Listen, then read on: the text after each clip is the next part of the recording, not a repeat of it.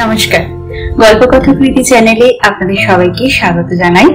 প্রত্যেকদিনের মতো আজও চলে এসেছি একটা নতুন পর্ব নিয়ে আপনাদের কাছে। আশা করি আপনাদের এই উপন্যাসটি ভালো লাগছে। গল্প পাঠ ভালো লাগলে অবশ্যই আমার চ্যানেলটি সাবস্ক্রাইব করে রাখবেন। তো চলুন শুরু করি আজকের পর্ব। শুরু করছি আজকের পর্ব কেয়াপাতার নৌকো উপন্যাসের তৃতীয় খণ্ডের 9ম পর্ব। লক্ষ্মী পুজোর পর থেকে সারা কলকাতা জুড়ে জলসার ধুম পড়ে যায়। চলে সেই ফাল্গুনের শেষ অবধি একটানা, কখনো এ পাড়ায় কখনো ও পাড়ায়। কোথাও সন্ধেবেলায় শুরু হয়ে মাঝরাতে শেষ হয়, কোথাও সমস্ত রাত চলে। বড় অনুষ্ঠানগুলোর মেয়াদ পুরো রাত। একদিন লাইট মিউজিক, কমিক, ম্যাজিক, এমনি রকমারি মনোরঞ্জনের ব্যবস্থা। আর একদিন শুধুই উচ্চাঙ্গ সঙ্গীত। দেশ ভাগ হয়ে গেছে। হাজার হাজার শরণার্থীর ঢল নেমেছে কলকাতায়। শিয়ালদা স্টেশনে, রিফিউজি ক্যাম্পগুলোতে কত যে মানুষ পচে গলে মরে ঝরে যাচ্ছে না খেতে পেয়ে, বিনা চিকিৎসায়। পার্টিশনের জের এখনো কাটেনি, কবে কাটবে কেউ জানে না। কিছুদিন চুপচাপ, মনে হয় সব বুঝিয়ে স্বাভাবিক হয়ে এলো। বিষ বাষ্প সরে গিয়ে এবার নির্মল বাতাস বইবে। কিন্তু মানুষের মনে ক বছর ধরে যে গরল জমা হয়েছে তা কি সহজে নিশ্চিহ্ন হয়? এত তাড়াতাড়ি দুরারোগ্য ব্যাধির উপশম কি সম্ভব? 2-10 দিন কি মাসখানেক পরপর আচমকা মানুষের গনগনে আক্রোশ ফেটে বেরোয়। তখন দেশের কোথাও দাঙ্গা, কোথাও আগুন, কোথাও হত্যা। কিন্তু কলকাতার বিশেষ তাপ উত্তাপ নেই। উদাসীন এই শহরের খাঁটি নাগরিকেরা নিজেদের আমোদ ফুর্তি নিয়েই মজে আছে। হিরণের অফিসের এক বন্ধু থাকে ভবানীপুরে হরিশ মুখার্জি রোডে। ওখানকারই হরিশ পার্কে মস্ত প্যান্ডেল বানিয়ে জলসার আয়োজন করা হয়েছে। বন্ধুটি অনুষ্ঠানের বড় পাণ্ডা। সে হিরণকে 4খানা কার্ড দিয়েছিল। হিরণ ঠিক করে রেখেছিল সুধাকে নিয়ে জলসায় যাবে।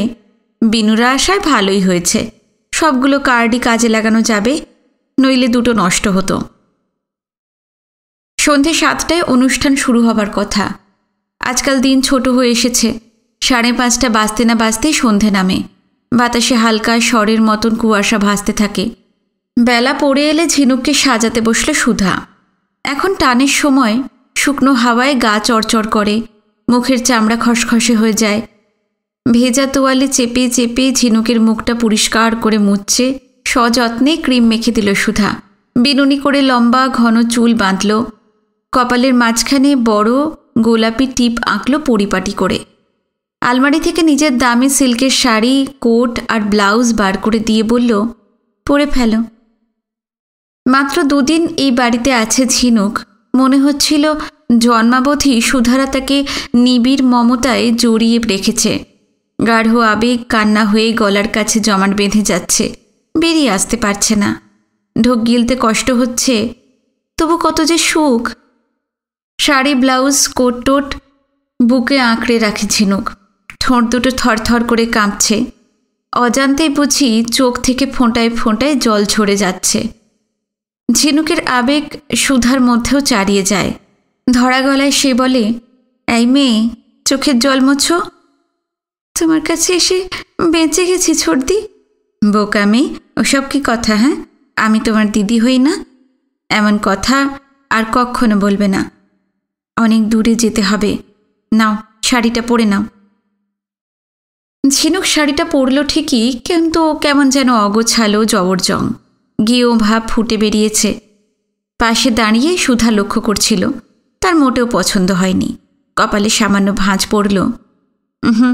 এটা কিন্তু রাজদিয়া নয় ঝিনুক, এইভাবে কলকাতার মেয়েরা শাড়ি পরে না। নিপুণ হাতে নিজেই ঝিনুককে শাড়ি পরিয়ে দিল। শাড়ি পরার ধরন পাল্টে দিতেই অনেকখানি বদলে গেছে ঝিনুক। গেঁয়ো ভাবটাও উধাও হয়েছে। এখন তাকে বেশ সপ্রতিভ দেখাচ্ছে, রীতিমতো আধুনিকা। ঝিনুককে সাজিয়ে নিজের সাজসজ্জা চুকিয়ে ফেলল সুধা। সাজতে সে ভীষণ ভালোবাসে। এরই ফাঁকে ফাঁকে অনবরত হিরণ আর বিনুকে তাড়া দিয়ে যাচ্ছিল। অগত্যা ওদেরও পোশাক টোশাক বদলে নিতে হলো। উমার হাতে বাড়ির দায়িত্ব সঁপে ওরা যখন বেরোলো 6টাও বাজেনি। তবে কুয়াশা আরও একটু ঘন হয়েছে। হেমন্তের শেষ আলোটুকু অনেক আগে এক টানেই কেউ যেন গুটিয়ে নিয়েছিল। সারা শহর মুড়ে দিয়ে হালকা অন্ধকার নেমে এসেছে। অবশ্য রাস্তায় রাস্তায় কর্পোরেশনের টিমটিমে আলোগুলো জ্বলে উঠেছে। দুধারের বাড়িঘরে জ্বলছে বেশি পাওয়ারের বিজলি বাতি। হিরণ বিনুকে বলল, তোমার ছর্দি সমস্ত ব্যাপারে তাড়াহুড়ো। কোথাও যাবার হলে সবার আগে পৌঁছানো চাই। জলসা শুরু হবে 7টায়। এখান থেকে হরিশ পার্ক ট্যাক্সিতে মাত্র 15 মিনিট। এত তাড়াতাড়ি যাওয়ার কোনো মানে হয়? সুধা ভেবেছিল বাস কি ট্রামে যাওয়া হবে। হিরণ ট্যাক্সির কথা আগে জানায়নি। সুধা খুবই উৎফুল্ল। কি আশ্চর্য, ট্যাক্সি করে নিয়ে যাবে, আগে তো বলনি। হিরণ কোনো উত্তর দিল না। সুধা বলতে লাগলো, ফাংশনে আগে আগে যাওয়াই ভালো। স্টেজের সামনের দিকে চেয়ারে বসা যায়। আমার বাবু কাছ থেকে দেখতে না পেলে ভীষণ খারাপ লাগে।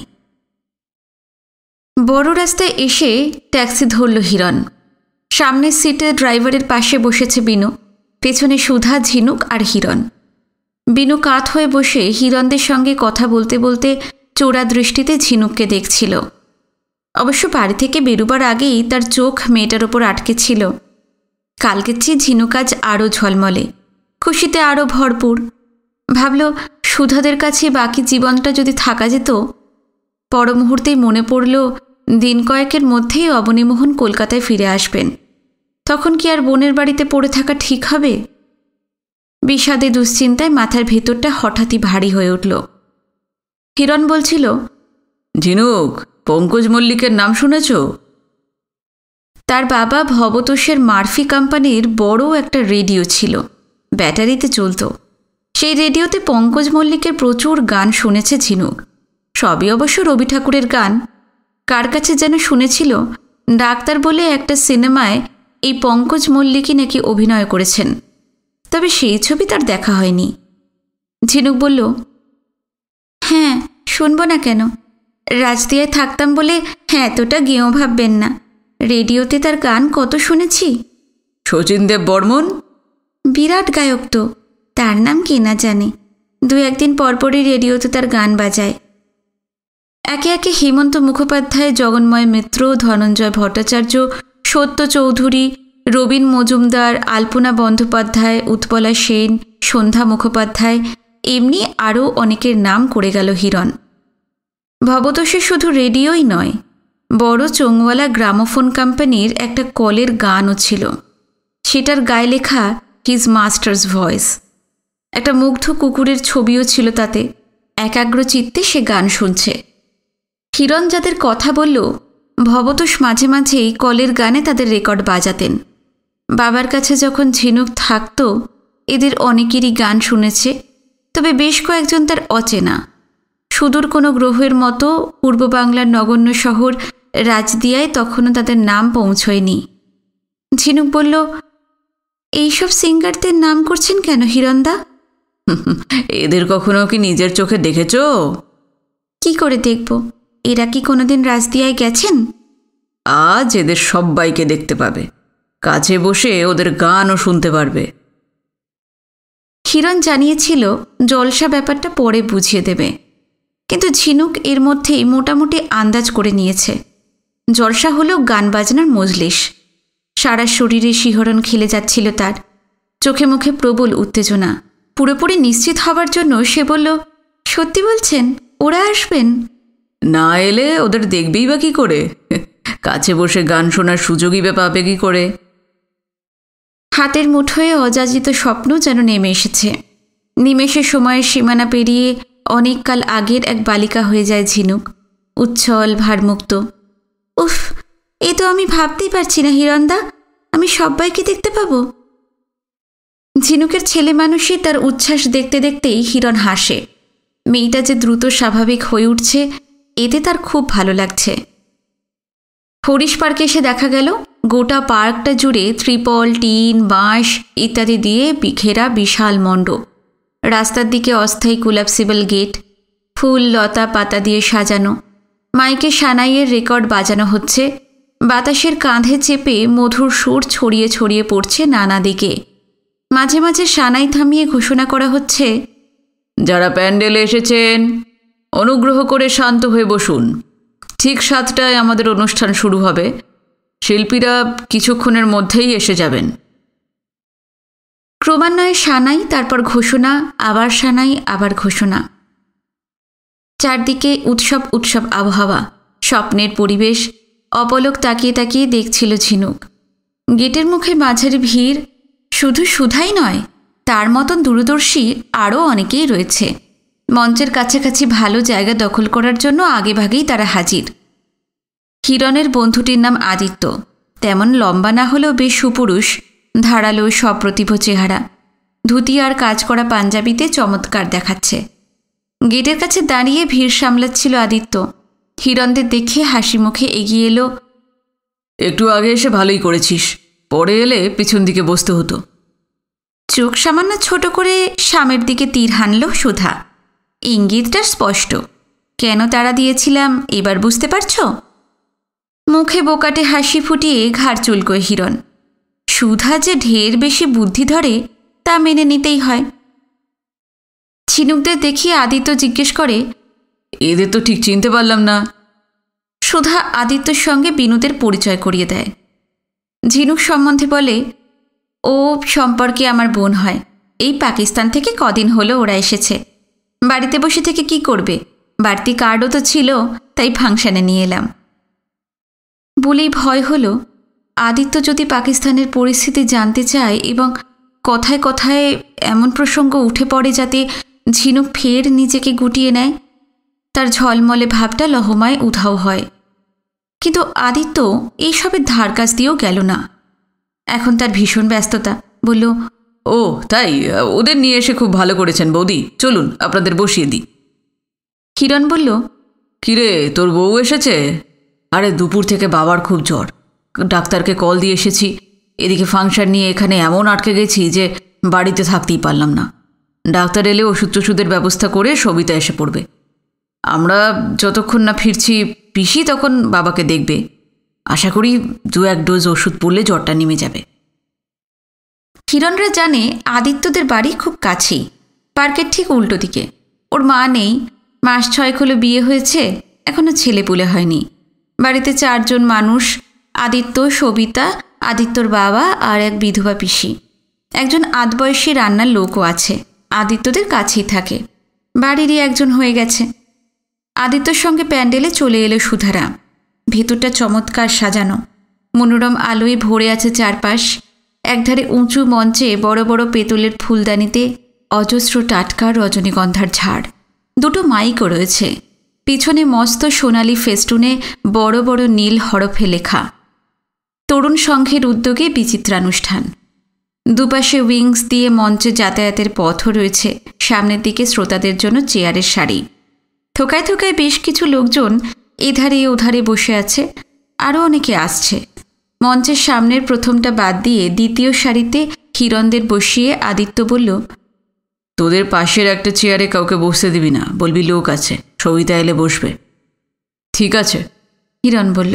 আসুন, প্রচুর আর্টিস্ট আসবেন, ফাংশন শেষ হতে কিন্তু রাত হয়ে যাবে। রাত্রিরে তোরা এখানেই খাবি।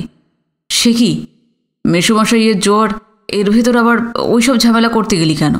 আমরা ভোর অবধি থাকবো না, এই 10:30-11টায় ট্যাক্সি নিয়ে চলে যাব। আদিত্য বলল, অত তাড়াতাড়ি চলে যাবি মানে? বড় বড় আর্টিস্টরা তো আসবেনই 10টার পর থেকে, তাদের গান না শুনে কে তোদের যেতে দিচ্ছে? সুধাও বেঁকে বসল। ঠিক বলেছেন আদিত্যদা, ফাংশন শেষ না হওয়া পর্যন্ত ঝিনুক, বিনু আর আমি এখান থেকে 1 পাও নড়ছি না। যার ইচ্ছে সে ফিরে যেতে পারে। এরপর ফেরার কথা মুখে আনা বৃথা। হাত উল্টে নিরুপায় একটা ভঙ্গি করল হিরণ। আদিত্য মজার সুরে টিপ্পনি কাটে, ক্ষমতা থাকলে এরপরেও চলে যাস, দেখি। একটু থেমে জানায় নিজেদের বাড়িতে তারা রান্নাবান্নার ঝঞ্ঝাট করেনি। রাতে ঢালাও ভুরিভোজের ব্যবস্থা করা হয়েছে ক্লাবের তরফেই। শিল্পীদের তো আপ্যায়ন করা হবেই। সপরিবারে অনুষ্ঠানের উদ্যোক্তারা এবং তাদের গেস্টরাও খাবে, অতএব হিরণদের সংকোচের কারণ নেই। চকিতে গেটের দিকটা এক পলক দেখে নিয়ে আদিত্য চঞ্চল হয়ে ওঠে। এই তোরা বস, গেটে ভিড় বাড়তে শুরু করেছে, আমি যাই বলে সে চলে গেল। এমন সুসজ্জিত মণ্ডপে এত মানুষ গান শুনতে আসছে, রাজদিয়ায় থাকলে তা ভাবাই যেত না। দ্রুত ফাঁকা চেয়ারগুলো ভরে যাচ্ছে। চারপাশে টুকরো টুকরো কথা, হাসির শব্দ, গোটা প্যান্ডেল জুড়ে অদ্ভুত এক গুঞ্জন। অবাক দৃষ্টিতে মাথা ঘুরিয়ে ঘুরিয়ে সব দেখছিল ঝিনুক। কি যে ভালো লাগছে তার।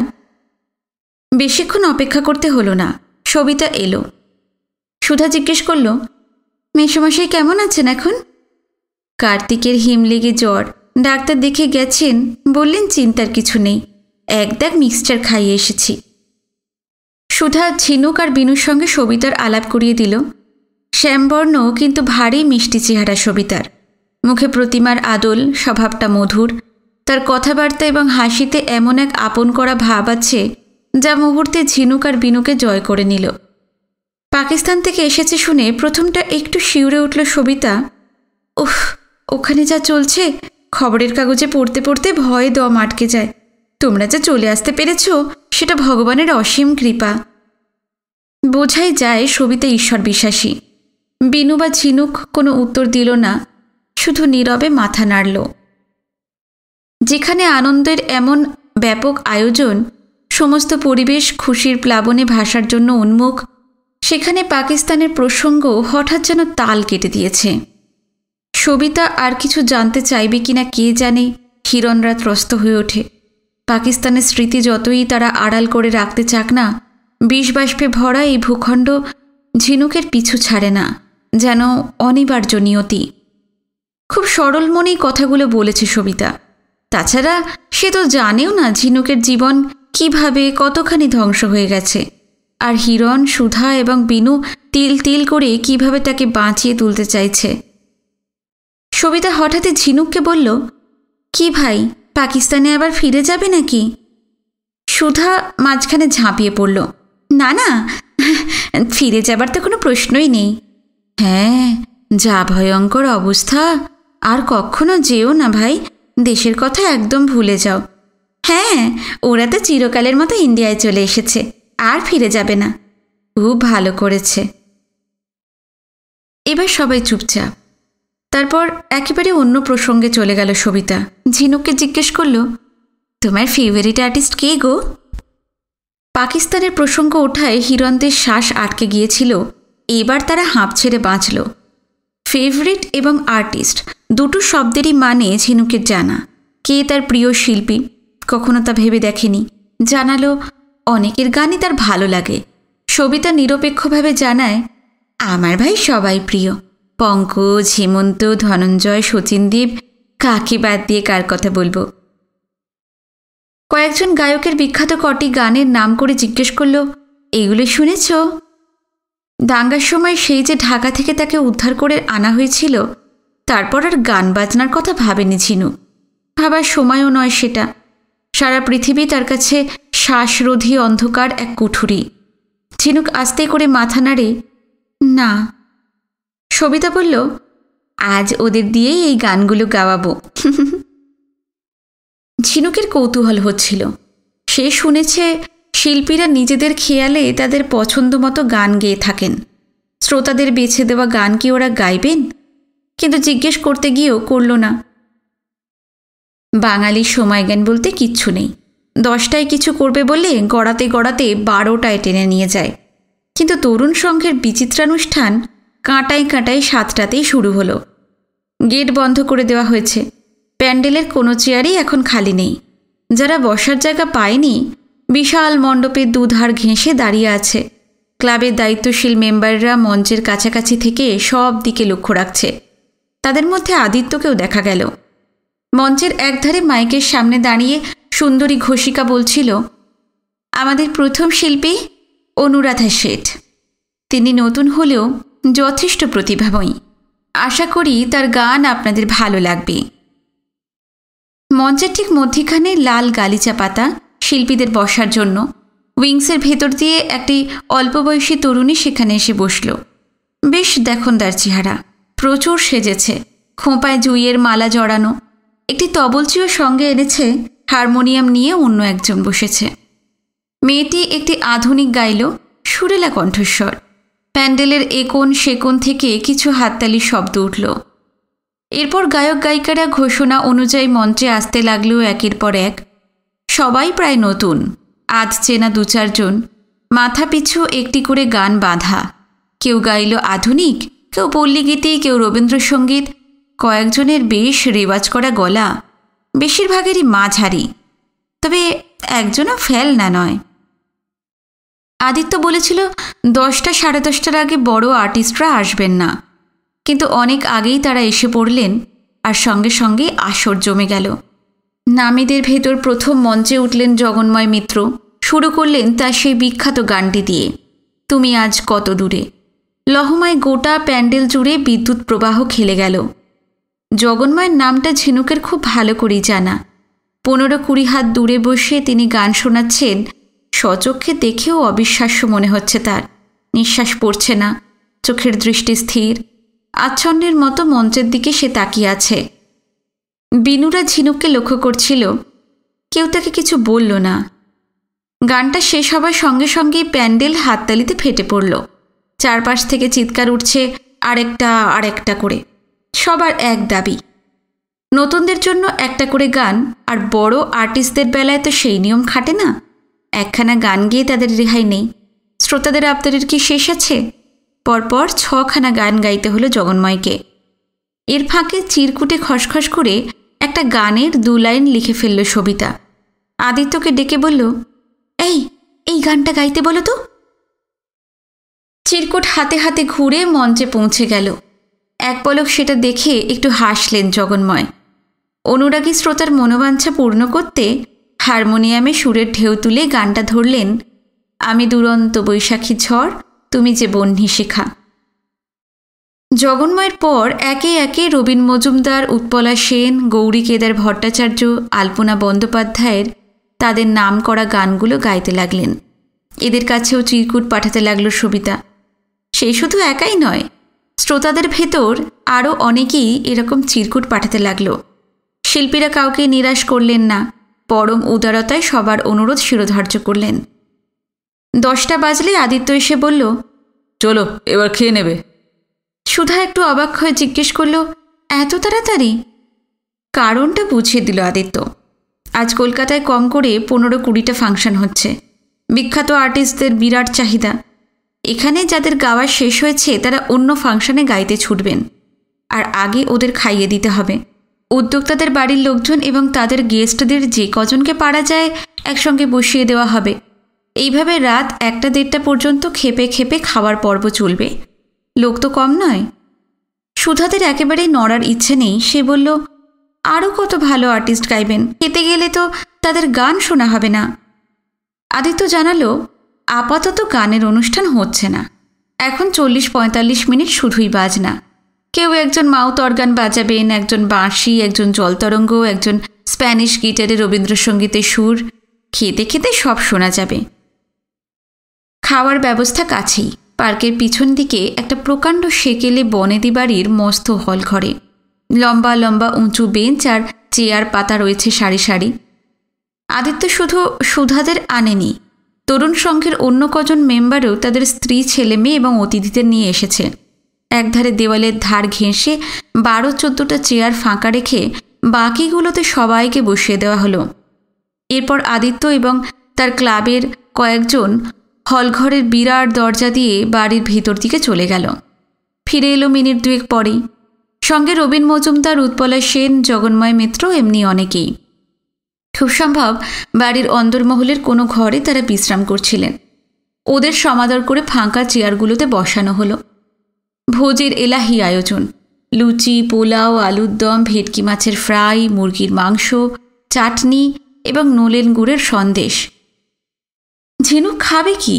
উৎপলা সেন, রবীন মজুমদার এদের দিকেই তাকিয়ে আছে, পলকহীন, অভিভূত। এতকাল এরা ছিলেন দূর আকাশের নক্ষত্র, ধরা ছোঁয়ার বাইরে। আজ কিনা সামনাসামনি বসে তাদের গান শুনেছে সে। একই হলঘরে একসঙ্গে খেতেও বসেছে।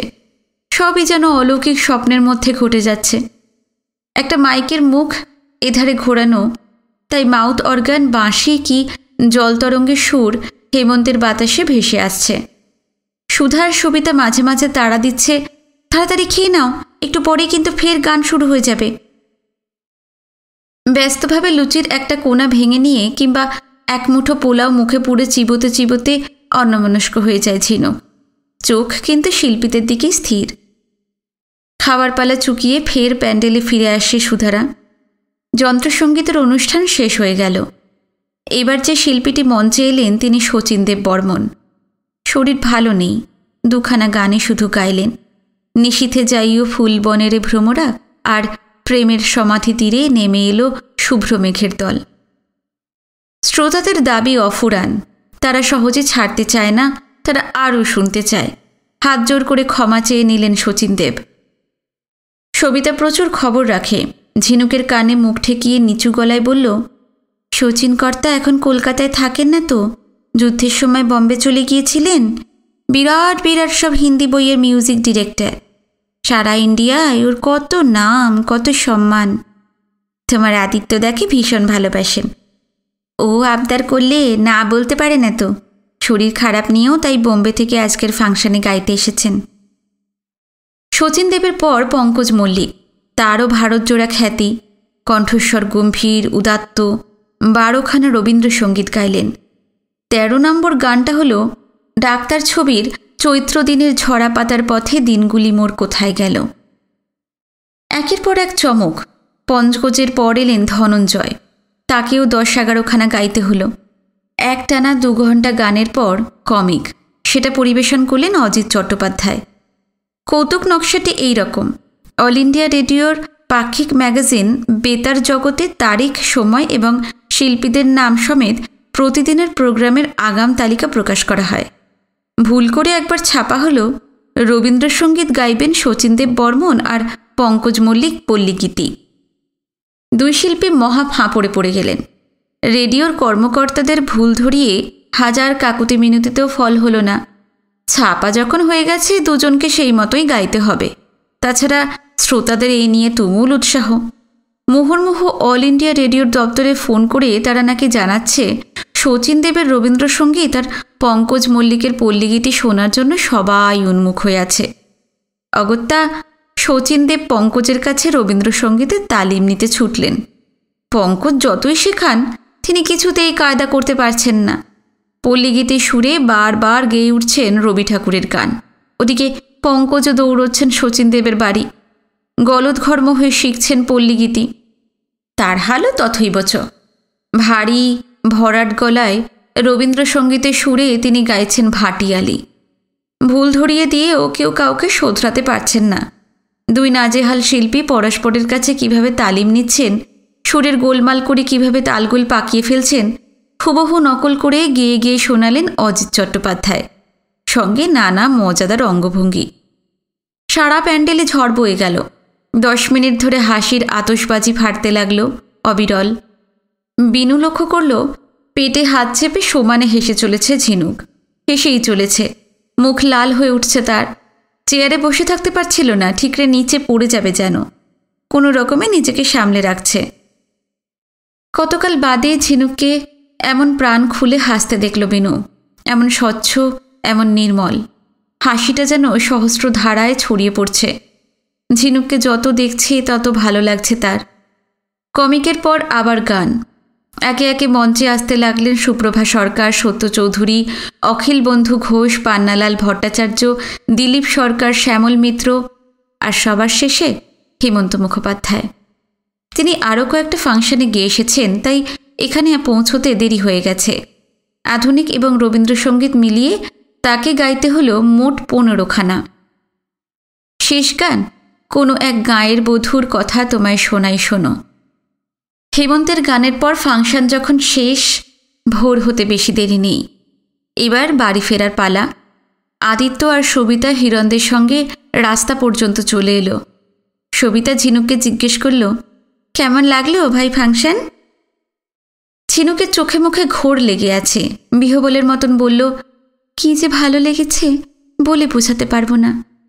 তোমার সঙ্গে সেভাবে তো কথাই হলো না, অন্য একদিন গল্প করব। কতটুকু সময় আর সবিতাকে দেখেছে, কিন্তু এর মধ্যেই ঝিনুকের খুব পছন্দ হয়েছে। আস্তে আস্তে সে মাথা নাড়ল, অর্থাৎ সবিতার সঙ্গে গল্প করার ইচ্ছা তারও। সবিতা সুধাকে বলল, কবে বিনু আর ঝিনুককে নিয়ে আমাদের বাড়ি আসছো? সুধা মুহূর্তেই সতর্ক হলো। সবিতাদের বাড়ি যখন ইচ্ছে যাওয়া যেতে পারে, কিন্তু আদিত্যর পিসির ভীষণ নাক গলানো স্বভাব। জাগতিক সমস্ত ব্যাপারেই অনন্ত কৌতূহল। নতুন কাউকে দেখলে খুঁচিয়ে খুঁচিয়ে তার পেটের ভিতর থেকে যতক্ষণ না সব খবর টেনে বার করছে শান্তি নেই। মহিলা লেখাপড়া শিখে ওকালতি করলে জেরায় জেরায় সাক্ষীদের জের বার করে দিতে পারতেন। কথার মার প্যাঁচে ঢাকার প্রসঙ্গ চলে আসবে কিনা কে জানে। সুধা নির্দিষ্টভাবে কোনো তারিখের কথা বলল না, শুধু ভাষাভাবে জানালো, সবে তো ওরা এসেছে, কদিন যাক, পরে নিয়ে যাব। মিনিট 5 দাঁড়াতেই একটা ফাঁকা ট্যাক্সি পেয়ে উঠে পড়ল হিরণরা। ফাংশন চলার সময় প্রতিটি লহমায় ছিল চমক, তীব্র উত্তেজনা। ঘুমের কথা কারোর খেয়ালই ছিল না। কষে বাঁধা তারের মতন টান টান স্নায়ুগুলো এখন আলগা হয়ে আসছে, ঘুমে জড়িয়ে যাচ্ছে চোখ। বাড়ি ফিরে ঝটিতি পোশাক পাল্টে হাতে পায়ে জল দিয়ে সবাই শুয়ে পড়ল। প্রায় সারা রাত জাগার কারণে পরদিন ঘুম ভাঙতে ঢের বেলা হয়ে গেল। এর মধ্যে আকাশের গা বেয়ে সূর্য অনেকখানি ওপরে উঠে এসেছে। যদিও ঋতুটা হেমন্ত, বেলা চড়লে রোদ এখনও বেশ কড়া হয়ে ওঠে।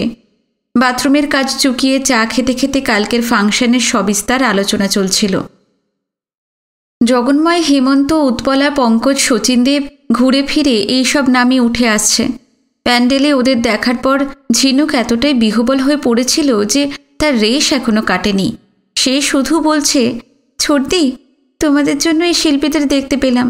আবার কোথাও ফাংশন হলে আমাকে কিন্তু নিয়ে যেতে হবে। নিশ্চয়ই নিয়ে যাব। আজ ভিক্টোরিয়া মেমোরিয়াল মিউজিয়াম এবং সময় পেলে দক্ষিণেশ্বরে বেড়াতে যাবার কথা ছিল, কিন্তু ঘুমের অনেকটাই দু চোখ জুড়ে লেগে আছে, ক্লান্তি এখনো পুরোপুরি কাটেনি। ঠিক হলো আজ আর এক পাও বাড়ি থেকে বেরোনো নয়। আপাতত ঝিনুকরা তো এখানেই আছে, অন্য একদিন তাদের ভিক্টোরিয়া জাদুঘরটার দেখিয়ে আনবে। দুপুরে খাওয়া দাওয়ার পর আরেক প্রস্থ না ঘুমোতে পারলে শরীর ঝরঝরে লাগবে না। হঠাৎ একতলায় কড়া নাড়ার শব্দ, কেউ একজন ডাকাডাকি করছে। হিরণ ভাই আসেন নাকি? ও হিরণ ভাই। গলাটা অপরিচিত, কিন্তু ডাকটার মধ্যে একটা অন্তরঙ্গ সুর আছে, কথায় পদ্মা পাড়ের টান। লোকটা নিশ্চয়ই হিরণকে চেনে। হিরণ উমাকে ডেকে বলল, দেখো তো কে এসেছে। উমা বলল, লোকটাকে কি ওপরে নিয়ে আসবো? না না, আগে নামটা জেনে এসো। উমা তরতর করে সিঁড়ি ভেঙে নিচে নেমে গেল। পরক্ষণে ফিরে এসে বলল, রাজদিয়ার নিত্যদাস এসেছে। সবাই চকিত হয়ে ওঠে, বিশেষ করে বিনু আর ঝিনুক। রাজদিয়া থেকে 7 মাইল উজানে সুজনগঞ্জের হাট, সেখানে মস্ত দোকান ছিল নিত্যদাসের। নদীর ধার ঘেঁষে ছোটোখাটো একটা আড়তও ছিল। যে দুশ্চিন্তাটা তড়িৎ গতিতে বিনুর মাথায় ভর করে তা হলো নিত্যদাসকে ঝিনুকের চরম সর্বনাশের খবরটা জানাই সম্ভব, কেননা রায়েটের সময় নিত্যদাস রাজদিয়াতেই ছিল। তাছাড়া ঝিনুক যে আপাতত এই বাড়িতে আছে সেটাও কি তার কানে পৌঁছে গেছে? উদ্বিগ্ন মুখে বিনু জিজ্ঞেস করে, নিত্যদাস কি আগে কখনো এখানে এসেছে? না না, এই প্রথম। মতলব কি লোকটার? কি চায় সে? তা কেমন করে বলবো বলো তো বিনু। ঝিনুককে নিয়ে বিনুর উৎকণ্ঠাটা হিরণের মধ্যেও চারিয়ে গিয়েছিল। নিত্যদাস ঝিনুককে দেখলে কি বলতে কি বলবে কে জানে। হিরণ পলকে কর্তব্য স্থির করে ফেলে। সুধাকে বলল, তুমি ঝিনুককে নিয়ে ভিতরের ঘরে চলে যাও। ইঙ্গিতটা স্পষ্ট, সে চায় না নিত্যদাস ওপরে এসে ঝিনুককে দেখুক। সুধা লক্ষ্য করেছিল ঝিনুকের ঝলমলে ভাবটাও উধাও হয়ে গেছে। নিত্যদাসের নাম শোনা মাত্রই সে ত্রস্ত হয়ে উঠেছে। ঝিনুকের কাঁধে হাতের বেড় দিয়ে ভিতরে নিয়ে গেল সুধা। বিনু চুপচাপ বাইরের ঘরে বসে থাকে। হিরণ ফের উমাকে নিচে পাঠালো। একটু পর নিত্যদাসকে সঙ্গে করে সে ফিরে এলো। বিনু তাকে সতর্ক চোখে দেখছিল। চেহারা প্রায় একই রকম আছে, ছোটোখাটো, শক্তপোক্ত, নিরেট। পোশাক আশাক বলতে তেমনই খাটো ধুতি। রাজদিয়ায় থাকতে নিমা পরত, কলকাতায় এসে একটু উন্নতি হয়েছে। নিমার বদলে হাফ হাতা পাঞ্জাবি, পায়ে সস্তা স্যান্ডেল। আগে যতবার দেখা হয়েছে বিনয়ে সর্বক্ষণ নুয়ে থাকত নিত্যদাস, মুখে বিগলিত হাসি। লোকটা বাইরের দিকে একটুও বদলায়নি, অবিকল তেমনি হাসি, সেই বিরিত ভঙ্গি। হাত জোর করে ঘাড় ঝুঁকিয়ে নিত্যদাস বিনুকে বলল, কতকাল পর দেখা, কি ভালা যে লাগতেছে ছোটো বাবু, মুখে কইয়া বুঝাইতে পারুম না। হিরণকে বলল, নমস্কার হিরণ ভাই, আপনারা দেখাও বড় আনন্দ। আগে বসুন আপনি। একটা চেয়ারে জড়সড় হয়ে বসল নিত্য দাস। হিরণ বসল বিনুর পাশে, বলল, আপনার সঙ্গে যে আবার দেখা হবে ভাবতে পারিনি। আমাদের বাড়ির খোঁজ পেলেন কি করে? কত কষ্ট কইরা যে আপনাকে বিশ্রাইয়া বার করছি তা ঠিক ঠিকানা নাই। তয় পরাণের টান থাকলে কি না করণ যায়। এরপর সে যা বলতে লাগলো তা এক ব্যাপক অভিযানের কাহিনী। পাকিস্তানের হালচাল, মানুষের মতিগতি ভালো নয় বুঝে বছরখানেক আগেই বউ ছেলে মেয়ে নিয়ে সে ইন্ডিয়ায় চলে আসে। বুদ্ধি করে কিছু টাকা পয়সাও আনতে পেরেছিল না। শিয়ালদা স্টেশনে হাজার হাজার শরণার্থীর ভিড়ে মুখ গুঁজে পড়ে থাকতে হয়নি তাকে। রিফিউজি ক্যাম্পেও ওঠেনি সে। মাস কয়েক চেতলায় এক ভাড়া বাড়িতে কাটিয়েছে। সেটা অ্যাসবেস্টাসের ছাউনি দেওয়া টানা ব্যারাক ধরনের বাড়ি। সারি সারি ঘর, গুচ্ছের ভাড়াটে, পরিবেশ দম বন্ধ করা। 40-50 জন মানুষের জন্য মোটে 2টো পায়খানা। ঘরের বাইরে পা ফেলার মতন এক ফোঁটা জায়গাও নেই। পোকামাকড়ের মতন মানুষ ঠিক ঠিক করছে। নিত্য বলল, আমরা কি এমন জায়গায় থাকতে পারি? আমাকে বাড়ির উঠানটাই আসিল আধাকানি। পিছনে আলিশান পুকুর, ফলফলারির বাগান, এইসব ফেলাইয়া ফুলাইয়া যেন নরকে আসলাম। উয়াশ আটকাইয়া আসতে লাগলো। আমার পরিবারে আমার স্ত্রী পোলা মাইয়া দিন রাত ঘ্যান ঘ্যানাইয়ার কান্দে, কয় উইহানে থাকবো না। সুতরাং হাত পা ছড়িয়ে থাকা যায় মোটামুটি এমন একটা খোলামেলা বাড়ির খোঁজে হন্যে হয়ে ঘুরতে লাগলো নিত্যদাস। ভাড়ায় পেলে ভালো, নইলে কিনেই নেবে। বালিগঞ্জ, ভবানীপুর, শ্যামবাজার, ঢাকুরিয়ায় জমি বাড়ির দাম আগুন, ভাড়াও মারাত্মক। কিন্তু কসবার দিকটা ফাঁকা ফাঁকা। ওধারে লোকের নজর এখনও তেমন পড়েনি। পাকিস্তান থেকে যা টাকা পয়সা নিয়ে এসেছিল তাই দিয়ে কসবায় 3 কামরার একটা সাবেককালের আধ ভাঙা একতলা বাড়ি কিনে সারিয়ে সুরিয়ে নিয়েছে সে। জায়গাও বেশ খানিকটা, 4.5 কাঠার মতন। কলকাতার মতন শহরে মাথা গোঁজার পাকা বন্দোবস্ত হয়েছে। বাড়ি কেনার পর যা বেঁচেছে বসে খেলে আর কদিন, সামনে লম্বা ভবিষ্যৎ। ইন্ডিয়ায় আসার পর থেকে সে শুনতে পাচ্ছিল উদ্বাস্তুদের ব্যবসাপত্র করে নিজেদের পায়ে দাঁড়াবার জন্য থোক কিছু টাকা গভর্নমেন্ট থেকে দেওয়া হচ্ছে। তাছাড়া কিসের ব্যবসা, কোথায় ব্যবসা, এইসব ঠিকঠাক দেখাতে পারলে ব্যাংক থেকেও লোন পাওয়া যায়। মাস 2 আহার নিদ্রা ভুলে চারিদিকে দৌড়ঝাঁপ করে একে ধরে তাকে ধরে সরকারি টাকা আর ব্যাংক লোন বার করেছে নিত্যদাস। সেই মূলধন খাটিয়ে গড়িয়াহাটে রেডিমেড জামা প্যান্টের ছোটোখাটো একটা দোকান খুলে বসেছে। কলকাতা এমন এক শহর যা নিয়েই বসা যাক খদ্দের ঠিক জুটে যায়। বাতাসে টাকা উঠছে। কারবার এখন ভালোই চলছে নিত্যদাসের। 1 বছরের সব দিক সুচারুভাবে গুছিয়ে নেবার পর তার মনে হলো দেশের মানুষজনের খোঁজ খবর নেওয়া দরকার। ফি সপ্তাহে দোকান একদিন বন্ধ থাকে, সেই ছুটির দিনটা তো বটেই, অন্য দিনও কাজের ফাঁকে ফাঁকে সময় বার করে সে শিয়ালদা স্টেশনে কিংবা কাছে পিঠের রিফিউজি ক্যাম্পগুলোতে যায়।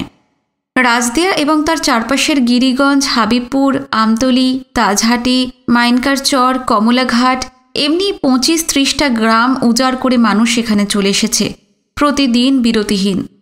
কতকাল ওদের পাশাপাশি বাস করেছে নিত্যদাসেরা পুরুষানুক্রমে। এই ছিন্নমূল মানুষগুলোর মধ্যে হাজারে একজনও সঙ্গে 1 কুচি সোনা বা 20-50টা টাকা সঙ্গে আনতে পারেনি। নিত্যদাসের একান্ত ইচ্ছা ওদের পাশে দাঁড়ানো, সাধ্যে কুলোলে সাহায্য করা, কি করলে কোন উপায়ে নিজের পায়ে দাঁড়াতে পারে তার সন্ধান দেওয়া। রক্তের সম্পর্ক না থাকলেও এই মানুষগুলো তার আপনজনিত। রাজদিয়ায় থাকতে নিত্যদাসকে তেমন পছন্দ করতো না বিনু। ভীষণ ধূর্ত ধরিবাজ লোক। বাইরে বিনয়ের মুখোশ সাঁটা, কিন্তু ভিতরে ভিতরে সারাক্ষণ না ফোন দিয়ে আঁটছে। বিনুর মনে আছে সেই যুদ্ধের সময় এসডিও বাংলোয় দিনরাত ধর্ণা দিয়ে তাকে ঘুষ খাইয়ে পারমিট বার করে কন্ট্রোলের দোকান খুলেছিল নিত্যদাস। চাল, চিনি, কেরোসিন তেল, কাপড় তখন খোলা বাজারে মেলে না।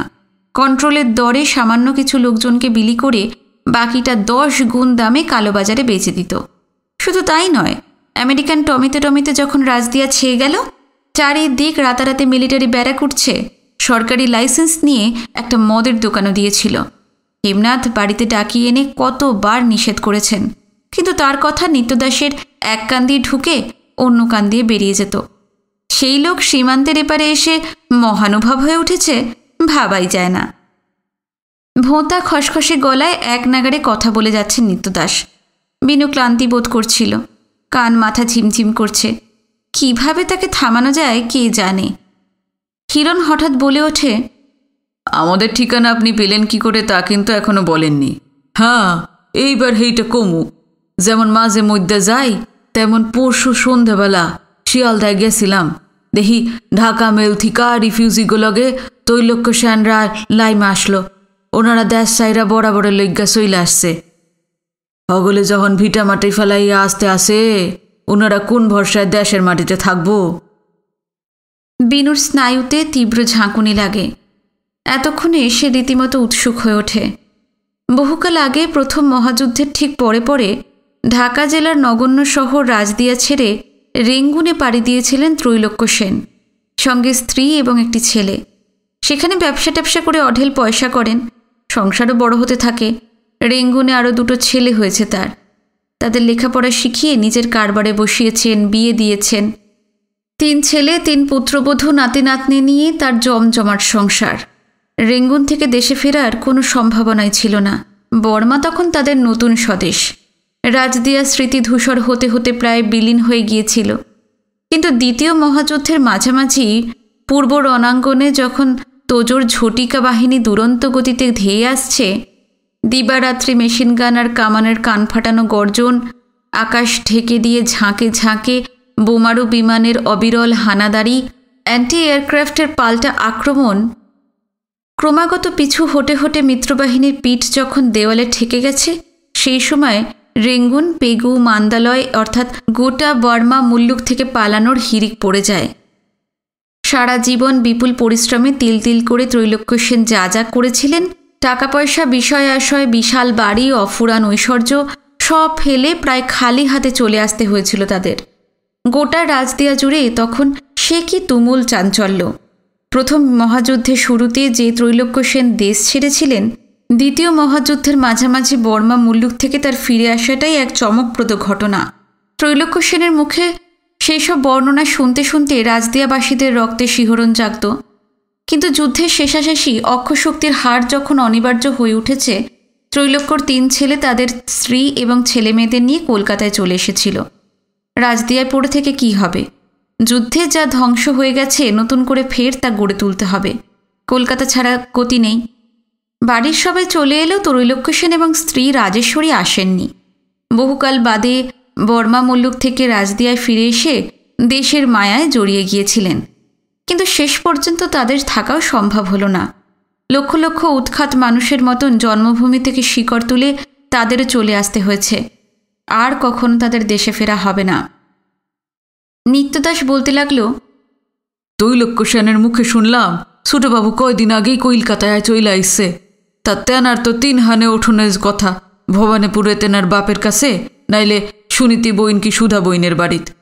ত্রৈলোক্য সেন হেমকর্তার কাছ থেকে 3 জায়গারই ঠিকানা নিয়ে আসছে। নিত্যদাস আরও জানায়, সে ত্রৈলোক্য সেনের কাছ থেকে এই 3টে ঠিকানা লিখে নেয়। কাল সে ভবানীপুরে গিয়েছিল, সেখানে কেউ নেই। তারপর গিয়েছিল সুনীতিদের বাড়ি। ওখানে জানতে পারে বিনু, সুধা আর হিরণের কাছে চলে এসেছে। কাল আর সময় করে উঠতে পারেনি, তাই আজ সকাল হতে না হতেই বিনুদের খোঁজে বেরিয়ে পড়েছে। নিত্যদাস থামে না। বিনুর দিকে ফিরে একটানা বলে যায়, রাজেক মাঝিল নাই তার পাশায় আইসা গোয়ালন্দের স্টিমার ধরছেন। এই তোরই খবর হ্যাঁ পাইছেন হেমকর্তায়। পথের গতিক জব্বর খারাপ। খুনিরা সাইড দিকে রাম দাও সরকি বন্দুক লইয়া ঘুরতে আসে। এর মধ্যে পরাণ বাসাইরা কলকাতায় আসতে পারলেন কিনা তেনি জানেন না। বড় দুশ্চিন্তায় আসেন হেমকর্তায়। পৌষ সংবাদ নিতে নারে দিছেন। বিনু জানে হেমনাথরা তাদের জন্য পূর্ব বাংলার সুদূর প্রান্তের এক নগণ্য শহরে ভীষণ উদ্বিগ্ন হয়ে আছেন, সারাক্ষণ ছটফট করছেন। তাকে চিঠি লেখার কথা বেশ কয়েকবার সে ভেবেছে, কিন্তু পরক্ষণে মনে হয়েছে ওপারের চিঠি তো এপারে আসছে না, আর এপারের চিঠিও ওপারে যাচ্ছে না। হেমনাথের সঙ্গে যোগাযোগের কোনো রাস্তাই খোলা নেই। বিনু বলল, পৌঁছনোর খবর কি করে দেব? চিঠি লিখলে দাদু তো পাবেন না। নিত্যদাস বললে, চিন্তা কইরেন না ছোটবাবু, একখান চিঠি লেখা আমারে দিয়েন, আমি রাজদিয়া হেমকর্তার কাছে পাঠাইয়া দিব। আপনাকে সংবাদ তিনি পাইয়া যাইবেন। লোকটা কি ভিল কি জানে? বিনু আর হিরণ কিছুক্ষণ হতবাক হয়ে নিত্যদেশের দিকে তাকিয়ে থাকে। তারপর বিনু বলল, পোস্ট অফিস যেখানে কিছু করতে পারছেন না, আপনি কি করে চিঠি পাঠাবেন? এই বন্দোবস্ত আছে ছোটবাবু। কি বন্দোবস্ত আছে? বুঝাইয়া কই, আমার হাতে এমন মেলা লোক আছে যারা হপ্তায় একবার বর্ডারে রুই পারে যায়, তাগো হাতে চিঠিপত্র পাঠাই, হেরা পাকিস্তানের চিঠি কি দরকারি খবর লইয়া ইন্ডিয়ায় পৌঁছাইয়া দেয়। বিনু থ হয়ে যায়। দেশভাগের পর যে বহু লোক নিয়মিত সীমান্তের এপারে ওপারে যাতায়াত করছে তা তো তার ধারণা ছিল না। জিজ্ঞেস করে, কি জন্যে পাকিস্তানে যায় এইসব লোকজন? নানান কামে যাইতে আছে। লাখ লাখ মানুষ অহনত ওই ধারে পইরা আছে। ধরেন এক বংশের 10 জন আসতে পারছে, 5 জন পারে নাই। এরা ভালো আছে না মন্দ আছে, নাকি খুন হইয়া গেছে, কেউ না গেলে তাকে খবর আনবো কেঠা? অবশ্য এর মধ্যেই একখান কথা আছে ছোটবাবু। কি কথা?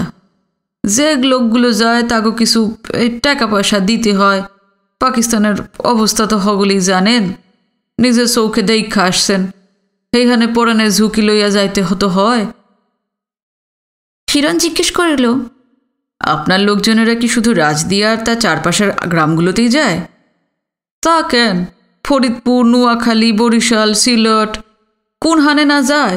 আপনি যেই হানের খবর জানতে চাইবেন ঠিক আয়না দিব। লোকটা বলে কি?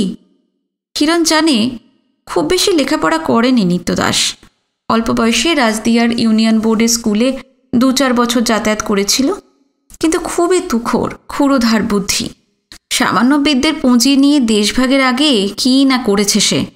পার্টিশনের পর কত মানুষ দেশে, যাদের 20-50 খানি ধান জমি ছিল, 5-7টা দিঘির মতো পুকুর, মস্ত বাড়ি, ফলের বাগান, তারা শিয়ালদা স্টেশনে কি রিফিউজি ক্যাম্পগুলোতে ক্ষয়ে ক্ষয়ে শেষ হয়ে যাচ্ছে। ভেবেছি এটাই নিয়তি। নিত্যদাস কিন্তু আকণ্ঠ হতাশায় ডুবে ভাগ্যের কাছে নিজেকে সঁপে দেয়নি। এপারে এসে সুচারুভাবে আখের গুছিয়ে নিয়েছে। দেশ থেকে কোনো কূট কৌশলে টাকাও এনেছিল। সরকারের কাছ থেকে ঠিক অনুদান বার করেছে, ব্যাংক থেকে লোনও নিয়েছে, ব্যবসা ফেঁদেছে, বাড়ি কিনেছে। শুধু তাই নয়, পাকিস্তানের সঙ্গে সুচতুর গোপন যোগাযোগের একটা ব্যবস্থাও করে ফেলেছে। যার লোক এই মারাত্মক সময়ে সুদূর বরিশাল, নোয়াখালী, সিলেট পর্যন্ত চলে যায়, সে যে কতখানি ধুরন্ধর মোটামুটি আন্দাজ করা যেতে পারে। শুধু এপারের লোক দিয়ে তো এসব হয় না, নিশ্চয়ই পাকিস্তানের লোকজন এর সঙ্গে জড়িত। তাদের সঙ্গে যোগসাজশ না থাকলে এই ধরনের দুঃসাহসিক কাজ অসম্ভব। সুধা প্লেটে মিষ্টি আর চা নিয়ে এলো। চা সবার জন্য, মিষ্টি নিত্যদাসের। রাজদিয়ার চেনা চেনা মানুষ বাড়িতে এসেছে, তাকে আপ্যায়ন না করলে নিন্দা হয়। বিগলিত হাসি হাসে নিত্যদাস, কত বছর পর দেখা হইল সুধা বইন। আপনারা সুনীতি বইনের বিয়ার হেমকর্তার বাড়িতে কি যে আনন্দ করছিলাম। হেমকর্তায় 3 দিন ধইরা কি আদর যত্ন না করছিল, যতদিন বাসু মনে থাকবো। সুধা আড়ষ্টভাবে একটু হাসে। তার ভয় লোকটা ফুট করে ঝিনুকের কথা না জিজ্ঞেস করে বসে। নিত্যদাস অফুরান উদ্যমে ফের শুরু করে, পার্টিশনের পর ফির দেখা হইব ভাবি নাই। ভাগ্য ভালা তৈলক্য সেনের পরশু শিয়ালদায় পাইয়া গেলাম, নাইলে আপনাকে ঠিকানায় জানতে পারতাম না। আপনারা হেমকর্তার নাতি, নাতিনা, নাতিন জামাই আমাকে বড় আপনজন। অহনি কইয়া রাখি, মাঝে মধ্যে আপনাকে বাড়িতে আসুন কিলাম। সুধা কাপ প্লেট আগে টেবিলে সাজিয়ে দিয়েছিল, বলল, হ্যাঁ হ্যাঁ আসবেন তো। আপনারা কথা বলুন, ভিতরে আমার অনেক কাজ পড়ে আছে, আমি যাচ্ছি। হ যান। একদিন আমাকে কসবার বাড়িতে আপনাকে লইয়া যাবো, না কইতে পারবেন না। আচ্ছা। নিত্যদাস চোখের পলকে মিষ্টিগুলো সাবার করে ফেলল, চায়ের কাপ তুলে নিল। সুরুক সুরুক আওয়াজ করে চা খেতে খেতে বলল, ছোটবাবু, হিরণ ভাই, এতকাল পর আপনাকে যখন পাইয়াই গেছি, একখান কামের কথা কই, মন দিয়া শোনেন। লোকটা যে সারা বিশ্বব্রহ্মাণ্ড চক্কর মেরে শুধুমাত্র প্রাণের টানে দেশের পরিচিত জনদের সঙ্গে দেখা করতে এসেছে, তা বিনুদের বিশ্বাস হয়নি। নিশ্চয়ই তার আসার পেছনে অন্য কোনো অভিসন্ধি, কোনো গভীর উদ্দেশ্য রয়েছে। নিত্যদাস সম্বন্ধে বিনুদের ধারণা খুব পরিষ্কার, স্বার্থ ছাড়া সে এক পাও ফেলবে না। বিনু জিজ্ঞেস করে, কি কথা? বোঝেনি তো পাকিস্তানের হাল, এইখানে আর কোনো কালে ফিরন যাইব না। দেশ জন্মের মতো গেছে। তা রাইস দিয়ায় আপনাকে জমি জেরাত, বাড়ি, পুকুর, নাইকেল সুপারির বাগিচা, তা এই হগলের কি ব্যবস্থা করছেন? লোকটাকে বাজিয়ে নেবার জন্য হিরণ বলল, আমরা তো কলকাতায় আছি, জমি বাড়ি সব রইল তো পাকিস্তানে, এখানে বসে আমরা কী বা করতে পারি? চা আধা আধি খাওয়া হয়ে গিয়েছিল। বাকিটা লম্বা চুমুকে শেষ করে নিত্যদাস বলল, হ্যার ফিকির আছে হিরণ ভাই, যদিন আপনাকে মত থাহে এইখানে থাইকাই হগল বন্দোবস্ত হইয়া যাইব। আপনার কথাটা ঠিক বুঝলাম না। খবর পাইছি রাজাকাররা রাইস দিয়ায় হিন্দুগো জমিন দখল কইরা লওনের লাইগা উঠা পুইরা লাগছে। বাপ দাদার সম্পত্তি তো আর ভাগ করতে পারবেন না, অহনো সময় আছে। দেশের বাড়িঘরের বদলে যদিন কলকাতায় কিছু করতে চান তো আমারে কন। হিরণ ইঙ্গিতটা ধরতে পেরেছে, তবু জিজ্ঞেস করল, আপনি কি করবেন? নিত্যদাস সবিস্তার ব্যাখ্যা করল। এপার থেকে বহু মুসলমান পাকিস্তানে চলে যাচ্ছে। তাদের বাড়িটারির সঙ্গে ওপার থেকে আসা হিন্দুদের সম্পত্তি তারা বদলা বদলি করে নিচ্ছে। কোনো রকম হাঙ্গামা নেই, পাকিস্তানেও যেতে হবে না, এখানেই হস্তান্তরটা নির্বিঘ্নে চুঁকিয়ে দেবে নিত্যদাস। ওপারের বিষয় আশয়ের বিনিময়ে এবারের বিষয় আশয়। হিরণরা আন্দাজ করে নিল, এই যে নিত্যদাস দেশের মানুষের খোঁজে শিয়ালদা স্টেশনে বা রিফিউজি ক্যাম্পে ক্যাম্পে হানা দিচ্ছে, কিংবা তাদের বাড়িতেও ছুটে এসেছে, তার উদ্দেশ্য একটাই, সম্পত্তি বিনিময় করানো। লোকটাকে যত দেখছে, তার গতিবিধির কথা যত শুনছে, বিষয়ে ততই হতবাক হয়ে যাচ্ছে হিরণ আর বিনু। নিত্যদাস বলল, ইয়ার ইংরাজিতে কয় এক্সচেঞ্জ। মেলা মানুষের সম্পত্তি এক্সচেঞ্জের বন্দোবস্ত আমি কইরা দিছি। এর মধ্যেই যে তাদের বাড়ি এবং জমিজমা এক্সচেঞ্জের ব্যাপারে এই অঞ্চলের শওকত আলীর সঙ্গে কথাবার্তা মোটামুটি পাকা করে ফেলেছে, সেটা আর ভাঙল না হিরণ। জিজ্ঞেস করল, এই যে আপনি এত কষ্ট করে নিজের দোকান ফেলে এত লোকের কাছে যাচ্ছেন, এক্সচেঞ্জের বন্দোবস্ত করে দিচ্ছেন, এতে আপনার কি লাভ? বোঝেনি তো হিরণ ভাই, আমি হইলাম ব্যবসায়িক মানুষ। 2 পহা পাউনের আশা না থাকলে এই বর্ষে এমন খাটাখাটি করুম কেন? জাগো সম্পত্তি এক্সচেঞ্জ করি, হেরা 2 পক্ষই আমারে কিছু কিছু দেয়। অর্থাৎ লোকটা বড় ধরনের দালাল। ইন্ডিয়া এবং পাকিস্তান 2 দেশের বিরাট করে জাল বিছিয়েছে নিপুণভাবে। এপারে ওপারে বিনিময় করিয়ে টাকা লুটছে। পার্টিশন কত মানুষকে শেষ করে দিয়েছে। আবার নিত্যদাসের মতন লোকেদের সামনে টাকা করার কি সুবর্ণ সুযোগই না এনে দিয়েছে। হিরণ জিজ্ঞেস করে, আপনি কীরকম টাকা পয়সা নিয়ে থাকেন? ধরা বান্ধা কিছু নাই, পগলি বাড়ি জমিনের মাপ বুঝা। সম্পত্তি বড় হইলে বেশি টাকা, ছোট হইলে কম টাকা। আসল কথা খান তো জিগায় নাই। কি দেশের বাড়ির দলিলগুলান কি মনে কইরা আনছেন, না রাইজ দিয়ে ফেলাইয়া আসছেন?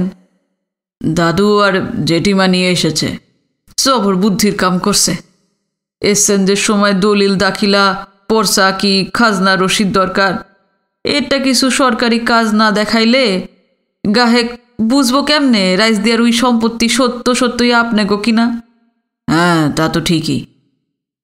তাড়া দেবার সুরে নিত্যদাস এবার বলল, দেরি কইরেন না হিরণ ভাই, রাজাকার একবার আপনাকে জমিনে পয়সা গেলে আর উঠান যাইব না কিলাম।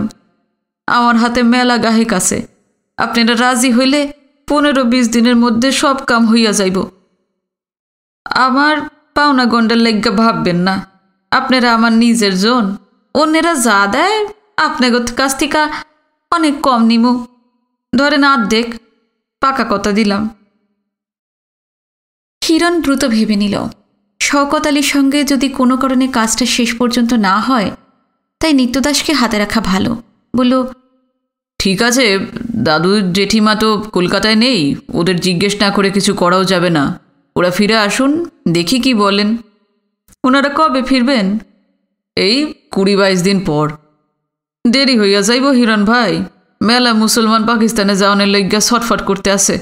আইজ পারলে আজই চইলা যায়, কাইলে লইগা বইসা থাকবো না। এইদিকে আমার লাখান আরও অনেক এক্সচেঞ্জের কারবারে লাইমা পড়ছে। যত দেরি হইব আমার গাহেক তাগো কাছে চইলা যাইব, তখন আর কিছু করণে থাকবো না। এক কাম করেন, কি যত তাড়াতাড়ি পারেন দাদু জ্যাঠাইমারে কলকাতা লই আসানোর চেষ্টা করেন। দেখি এখন মন্দ সংবাদ আছে ছোটবাবু, আমার যে লোকেরা বর্ডারে রুই পারে যায়, শুনা শুন তাগো কানে আইছে হেমকর্তার নাকি বড় বিপদ। বুকের ধকধকানি পলকে শতগুণ বেড়ে যায় বিনুর। ত্রস্ত হয়ে সে জিজ্ঞেস করে, কিসের বিপদ? পাকিস্তান গভর্নমেন্ট হিন্দুগো বড় বড় সম্পত্তি জোর কইরা কায়রে নিব। হেমকর্তা জমি জুড়েদের দিকে অনেক গীতাগোষ্ঠ নজর পড়ছে। বিনুও কার কাছে যেন এই একই কথাই শুনেছে। পাকিস্তান সরকারের অভিসন্ধি শত্রু সম্পত্তি ঘোষণা করে হিন্দুদের প্রপার্টি দখল। কিরণ বলেছিল নাকি দেশ থেকে আসার সময় স্টিমার কিংবা কলকাতাগামী ট্রেনের কেউ বলেছিল? এই সেদিন দেশ থেকে এবারে এসেছে বিনু। পার্টিশনের পর থেকেই রাজদিয়া এবং চারপাশের গ্রামগুলোতে ভাঙন ধরেছিল। ভিটেমাটি ফেলে কাতারে কাতারে মানুষ চলে যাচ্ছিল আসামে, ত্রিপুরায়, বেশিরভাগই এপার বাংলায়। বিনু দেখে এসেছে আবহাওয়া খুবই উত্তপ্ত, চারিদিকে প্রবল উত্তেজনা, ভয়, আতঙ্ক। কিন্তু তখনও হেমনাথের গায়ে এতটুকু আঁচড় পড়েনি। সরকার থেকে তার বিষয় সম্পত্তি গ্রাস করার চক্রান্ত ঘুণাক্ষরেও তখন টের পাওয়া যায়নি। মাত্র এই কদিনেই হঠাৎ অবস্থার কি এমনই অবনতি ঘটে গেছে? রাজদিয়াকে ঘিরে ৩০-৪০ মাইলের মধ্যে হেমনাথ সবচেয়ে জনপ্রিয়, সবচেয়ে শ্রদ্ধেয় মানুষ। তারও কি তাহলে এবার নিস্তার নেই? সন্ত্রস্ত বিনু জিজ্ঞেস করে, গভর্নমেন্ট থেকে দাদুর বাড়িটাড়িগুলো শত্রু সম্পত্তি বলা হচ্ছে? অহনো হয় নাই, কিন্তু হইতে কতক্ষণ? বিপদ ঘটনার আগে কাম সাইডা ফেলাইতে হইব। আপনি কি করতে বলেন? নিত্যদাস জানায় তার হাতে একজন মস্ত বড় খদ্দের আছে, শাহজাহান সাহেব। হুগলি জেলায় তার ১০০ বিঘের ওপর জমি জমা। হাওড়া শহরে বিরাট দুমহল বাড়ি। পুরনো আমলের একখানা মোটর গাড়িও আছে। ধান ওঠে বছরে ২০০ মনেরও বেশি। তাছাড়া তিল, তিসি, সর্ষে, কিছু আখ আর ডালও। ৩০-৪০টা গরুর গাড়ি, মোটামুটি মাঝারি ধরনের জমিদারি বলা যায়। শাহজাহান সাহেব পাকিস্তানে চলে যাবেন। তিনি চাইছেন প্রচুর জমিজমা সমেত বাড়ি। যেমনটি এই বাংলায় আছে, সীমান্তের ওপারে প্রায় তেমনই চাইছেন। ঢাকা শহরে চাষের ক্ষেত কোথায় পাওয়া যাবে?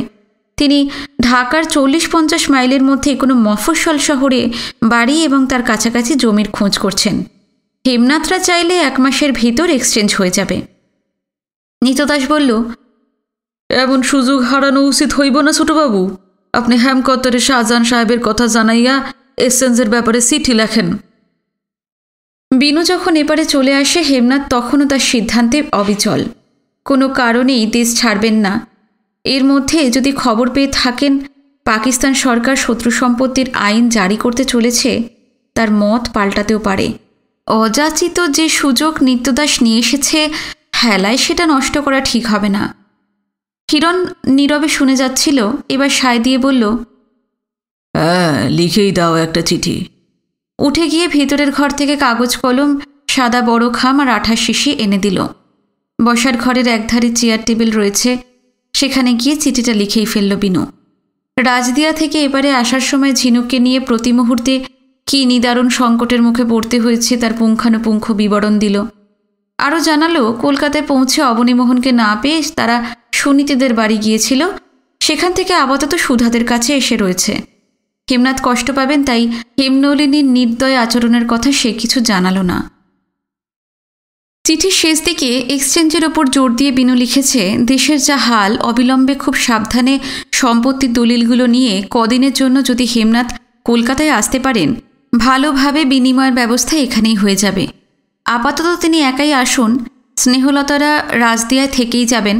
হেমনাথের আসার খবরটা ঘুণাক্ষরেও যেন কেউ টের না পায়।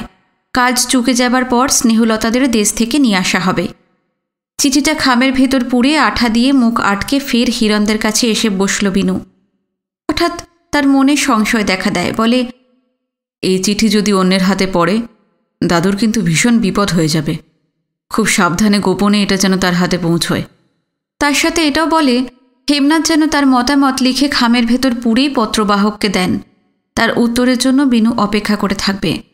জিভ কেটে নিত্যদাস বলল, হেমকর্তায় আমার বাপের লাখান, তেনারে কত সম্মান করি। তেনার ক্ষতি হোক এইটা আমি চিন্তাও করতে পারি না। একটু থেমে ফের বলল, বিশ্বাসী লোকের হাত দিয়া আপনার পত্তরখান পাঠামো, পরাণ থাকতে হেও হাতছাড়া করব না। খামটা নিত্যদাসকে দেয় বিনু। সেটা সযত্নে পকেটে পুরে সে বলল, অনেকখানি সময় আপনাকে কাছে কাটাইয়া গেলাম, বড় ভালো লাগলো। হেমকথা চিঠির জবাব লইয়া এই 10-15 দিনের ভিতরে আবার আসুম, আজ চলি। নিত্যদাসের সঙ্গে একতলায় নেমে এলো বিনু আর হরিণ। হঠাৎ নিত্য একটু কুণ্ঠিতভাবে বলল, এখন কথা জিজ্ঞামো ছোটবাবু? হ্যাঁ বলো। শুন কানে আসছে, জিনুক বইনে নাকি আপনার লগে পাকিস্তান থেকে চলে আসছে। এতক্ষণ কত কথাই না বলেছে নিত্যদাস, কাজের কথা অকাজের কথা, কিন্তু ঝিনুক সম্পর্কে একটা শব্দ মুখে আনেনি। কিন্তু যাবার সময় আচমকা একটা শেল হেনে বসল। হৃৎস্পন্দন পলকের জন্য থমকে গেল বিনুর। ঝিনুকে চলে আসার খবর যখন সে পেয়েছে, ঢাকায় তার লাঞ্ছনার কথা কি নিত্যদাসের এখনও অজানা? লোকটার হয়তো কোনো খারাপ অভিসন্ধি নেই, নেহাতি কৌতূহলের বশে ঝিনুকের কথাটা তুলেছে, কিন্তু হঠাৎই মাথার ভেতরটা বিনুর তপ্ত হয়ে উঠল। পৃথিবীতে কত কত বিষয় তো রয়েছে, সব ফেলে ঝিনুককে নিয়ে টানাটানি কেন? সে রুড়ো গলায় বলল, ঝিনুকের কথা জানতে চাইছেন কেন? কোনো দরকার আছে কি? না না, এমনি জিগাইতে আসিলাম। দেশের মাইয়া জন্মাইতে দেখছি তারে। আইসা যাই আজকে। বিনু মনস্থির করে ফেলল, ঝিনুকে কতদিন আর পরিচিত মানুষজনের কাছ থেকে লুকিয়ে রাখবে। রাজদিয়া এবং তার চারপাশের গ্রামগুলো উজাড় করে লোক এপারে চলে আসছে। তাদের অনেকেই ঝিনুকের খবর জানে, যারা জানে না তারাও জেনে ফেলবে এবং বিশ্বময় চাউর করে দেবে। আগেও বিনু ভেবেছিল, কিন্তু সাহসে কুলোয়নি। যাই ঘটুক, এইবার আর কুঁকড়ে থাকা নয়, সমস্ত কিছুর মুখোমুখি দাঁড়াবে সে। অবশ্য যুগলকে ঝিনুককে নিয়ে আসার খবরটা দিয়েছে, কিন্তু নিত্যদাসের সঙ্গে যুগলের অনেক তফাৎ। নিত্যদাস চলে যাচ্ছিল, তাকে ডেকে বিনু বলল, শুনুন, ঝিনুক আমার সঙ্গে এসেছে আর এ বাড়িতেই আছে। আপনাদের কেমন লাগলো আজকের পর্ব জানাতে কিন্তু ভুলবেন না, কমেন্ট করবেন। আমি আপনাদের সব কমেন্টের যথাযথ উত্তর দেওয়ার চেষ্টা করব। যারা নতুন এসেছেন অবশ্যই সাবস্ক্রাইব করে রাখবেন চ্যানেলটি। আজ এই পর্যন্ত, পরবর্তী পর্ব নিয়ে খুব শিগগিরই ফিরে আসছি। নমস্কার, সবাই ভালো থাকবেন, সুস্থ থাকবেন।